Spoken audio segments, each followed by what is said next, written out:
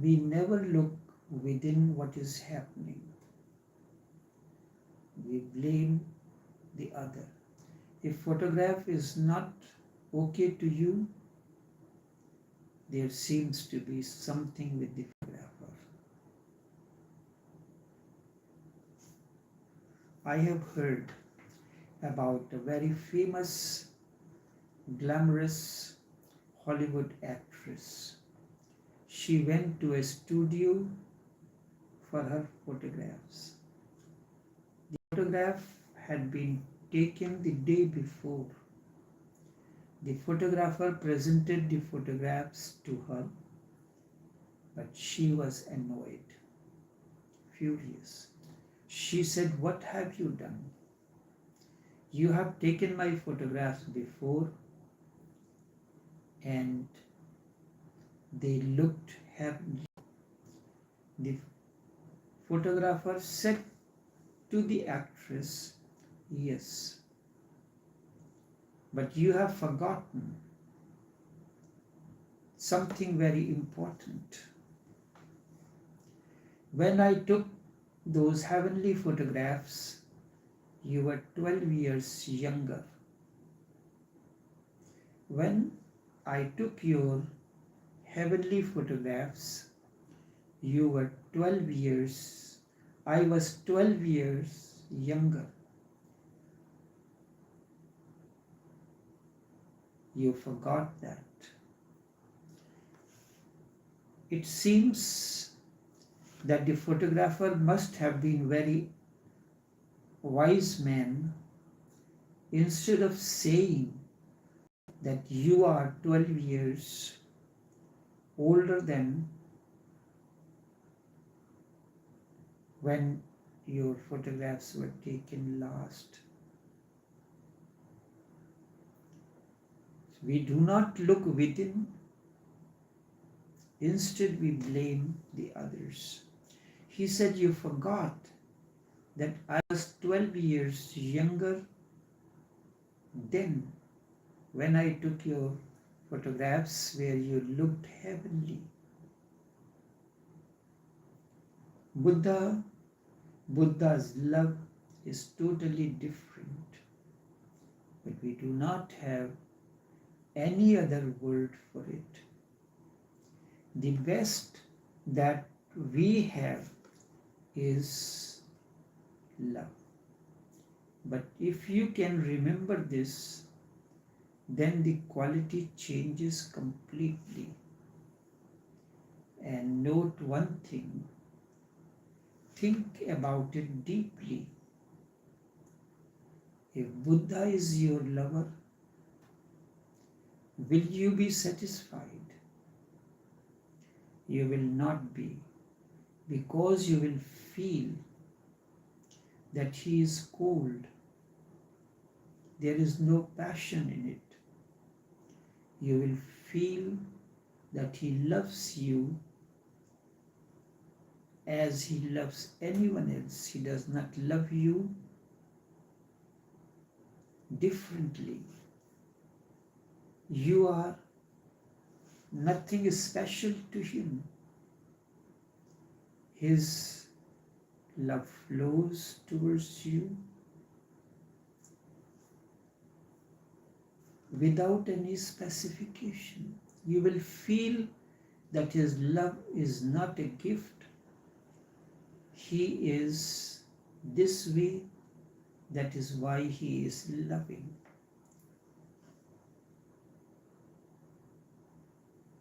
That is why at times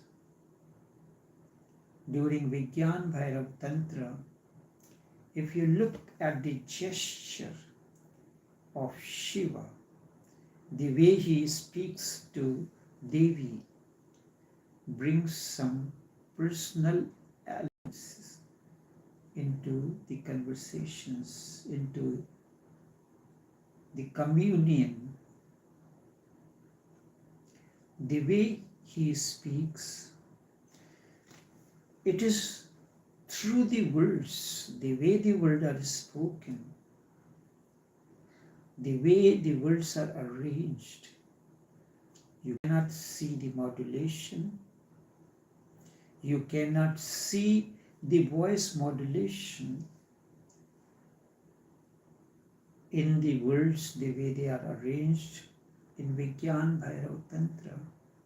There is a deep secret art that you can feel only when you yourself are operating at the level of Shiva. That's why the commentaries on Vigyan Bhairav Tantra or Bhagavad Gita or anything else does not give you that kind of effect and are not capable of transforming you.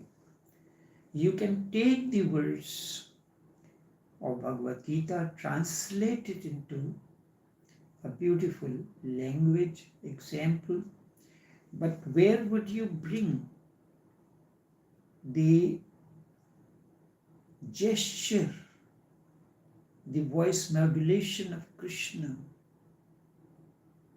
Firstly, Krishna is totally free of ego, free of possessions or anything, free of desires. He is speaking. And this verse, Name Partha Asti Trishlokeshu Kinchana, Arjun, I do not have anything to get in the three universes. There is nothing that I do not have. There is nothing that I do desire in life for my own fulfillment. Yet still I engage in action. Yet still I engage in actions. There is a pause after that. Cause people follow my path. This gaps you cannot create unless you have reached to the level of consciousness that Krishna is. The level of consciousness through which Krishna is speaking to Arjuna. It is a level. Shiva is speaking to Devi from a certain altitude of expression, altitude of understanding, altitude of expression, the modulation, the way he speaks to Devi, the softness of the voice. When the voice you are speaking is flowing from your heart, it is soft, it is flowing, and not only that, it feels as if you are speaking to her alone. So when a master speaks, he speaks to you with total attention to give you a deep feeling that he is speaking to me alone.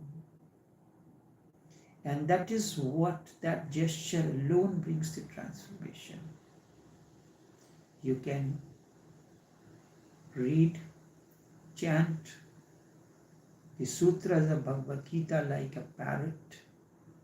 It will not bring any transformation into you.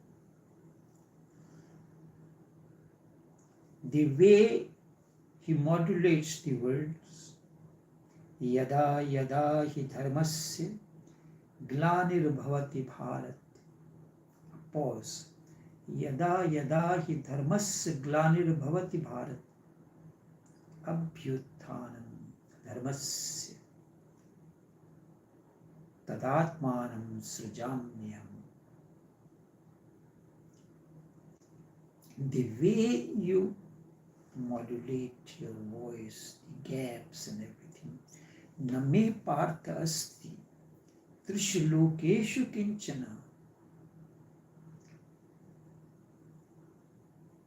You will feel His love is so natural that you will not be satisfied with the love of Buddha. Think inside. You cannot be satisfied with a love which is without hate, because that is the only way you have learned the love.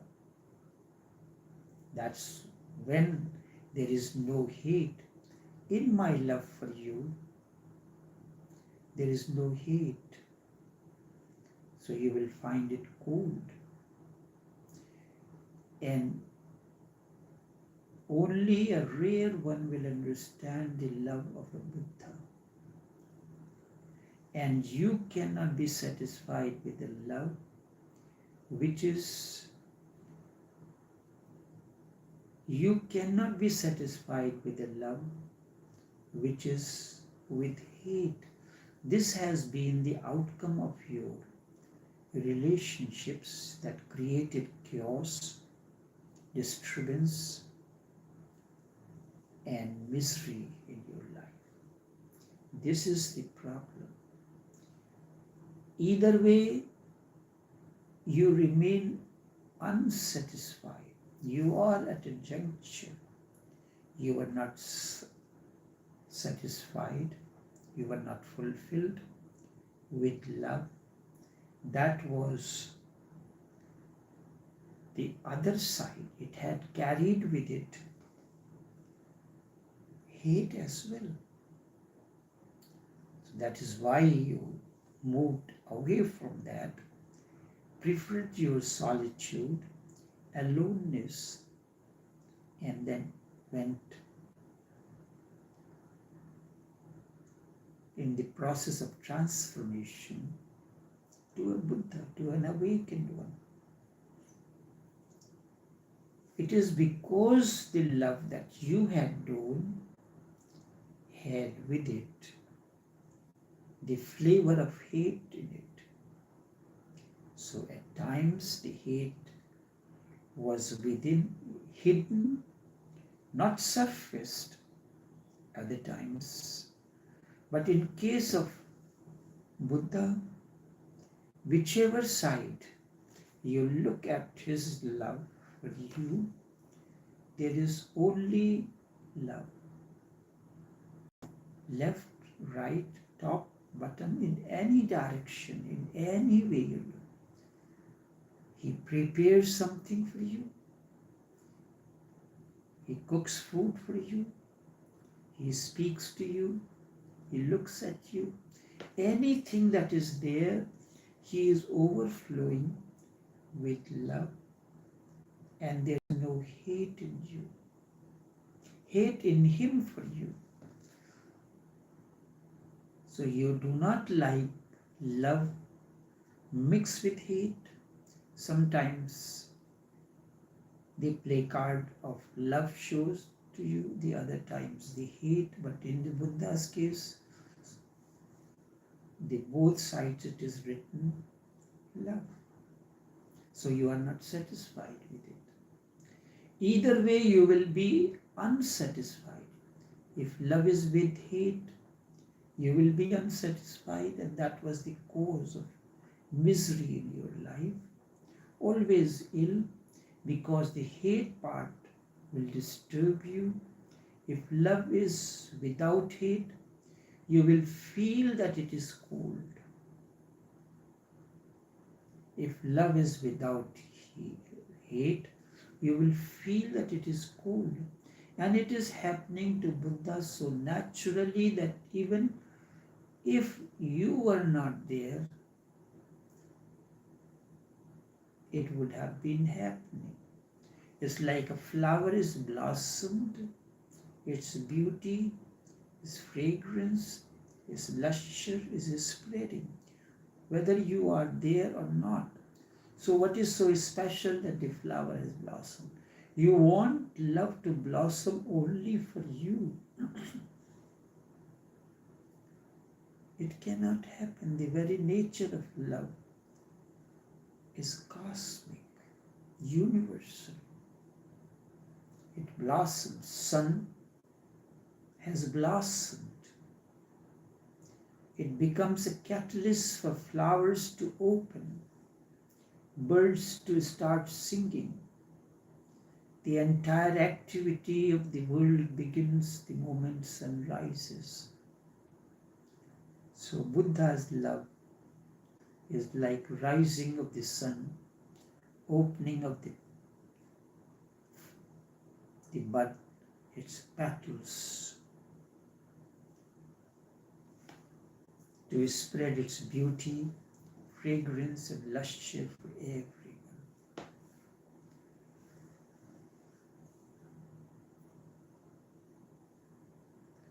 So although you have moved to Buddha, to an awakened one, left your normal way of relationship,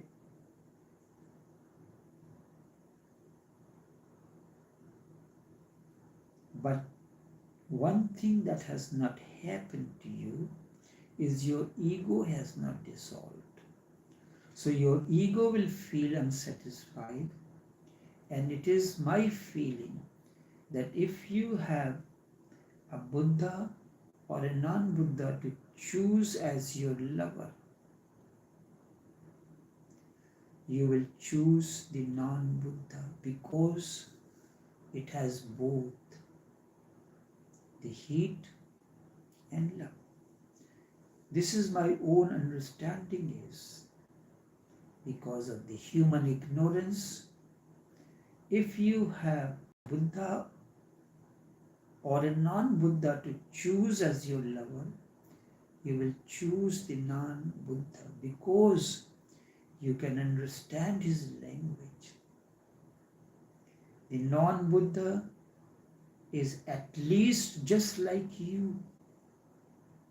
And there is a vast difference between you and Buddha unless you attain to enlightenment yourself. The moment you attain to enlightenment, you understand the language, the way of Buddhas.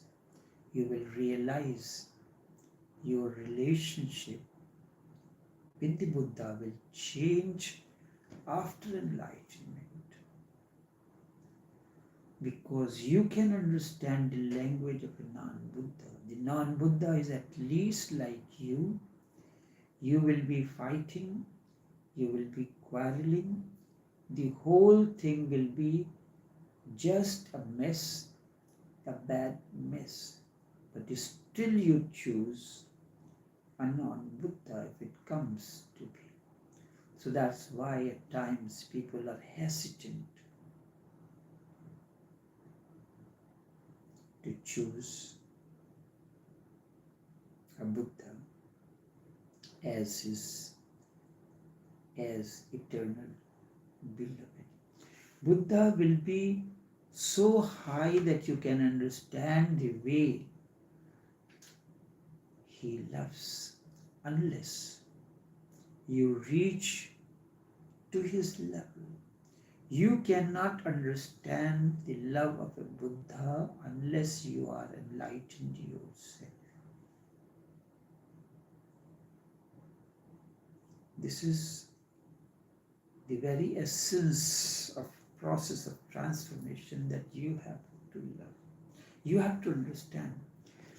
With a non-Buddha, with an ignorant person, you need not transform yourself because both of you are at the same plane. Something displeases you, it makes you unhappy. You go into solitude. Your spouse gets unhappy or for some reason or the other, he goes into solitude. You can remain the same. He is not a challenge to you. Really, just the contrary happens to the lovers. When two lovers meet and fall in love, they both try to convince each other that they are very high. They bring out the best that is within them. They appear to be on the peak, but it takes much arduous efforts. You cannot remain on the peak always. That is why it is said nobody has climbed the abode of Shiva, the Kailash mountain. The reason is you can never remain 24 hours in love. If you can remain, it's a miracle, and that miracle is awakening. So when you start settling down, you come back down to the earth. So lovers are always frustrated with each other because they thought they were just divine, and when they settle,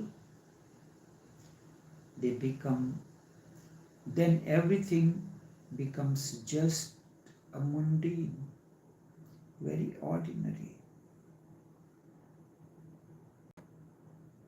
They think the other was deceiving. No, he was not deceiving. He was just presenting himself in his true colors. That is all. He was not deceiving anybody. He was not consciously doing anything. He was just presenting himself in his best colors. The same was done by the other. This is how the life is. As I said, if you have a choice to make between a Buddha as your lover and a non-Buddha as your lover, introspect who you will choose. In a Buddha there are no ripples.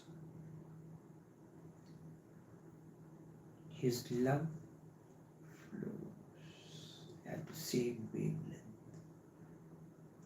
But you cannot go on presenting yourself like that for long, because it becomes arduous, difficult, heavy, so you come down.